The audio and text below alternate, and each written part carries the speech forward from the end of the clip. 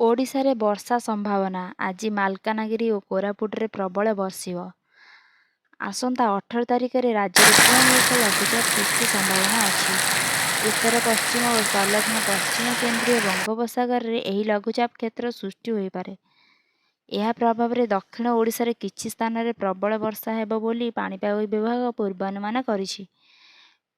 ପାଣିପାଗ ବିଭାଗରେ ଆକଳନ କହୁଛି ରବିବାର ମାଲକାନଗିରି ଓ କୋରାପୁଟରେ ବର୍ଷା ସମ୍ଭାବନା ଅଛି। ଉତ୍ତର ଓଡ଼ିଶା ଓ ଆଭ୍ୟନ୍ତରୀଣ ଓଡ଼ିଶାରେ କିଛି ସ୍ଥାନରେ ବି ବର୍ଷା ହେବ। 24 ଜିଲ୍ଲାକୁ ୟେଲୋ ୱାର୍ଣ୍ଣିଂ ଜାରି କରାଯାଇଛି। ସୋମବାର ଲଘୁଚାପ ପ୍ରଭାବରେ ଦକ୍ଷିଣ ଓଡ଼ିଶାର ମାଲକାନଗିରି ଓ କୋରାପୁଟରେ ପ୍ରବଳରୁ ଅତି ପ୍ରବଳ ବର୍ଷା ହୋଇପାରେ।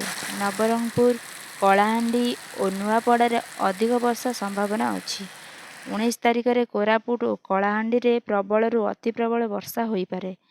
ମାଲକାନଗିରି, ବଲାଙ୍ଗୀର ସମେତ ଆଭ୍ୟନ୍ତରୀଣ ଓଡ଼ିଶା ଏବଂ ଦକ୍ଷିଣ ଓଡ଼ିଶାରେ ବିଭିନ୍ନ ସ୍ଥାନରେ ପ୍ରବଳ ବର୍ଷା ଆକଳନ କରାଯାଇଛି। ଗତ 24 ଘଣ୍ଟାରେ ଯାଜପୁର ବରୀରେ 85.2 ମିମି ବର୍ଷା ହୋଇଛି। ଶନିବାର ସକାଳୁ ସନ୍ଧ୍ୟା ଭିତରେ ଢେଙ୍କାନାଳରେ 18.6, ତାଳଚେରରେ 16.2 ଓ ପୁରୀରେ 13 ମିମି ବର୍ଷା ରେକର୍ଡ ହୋଇଛି।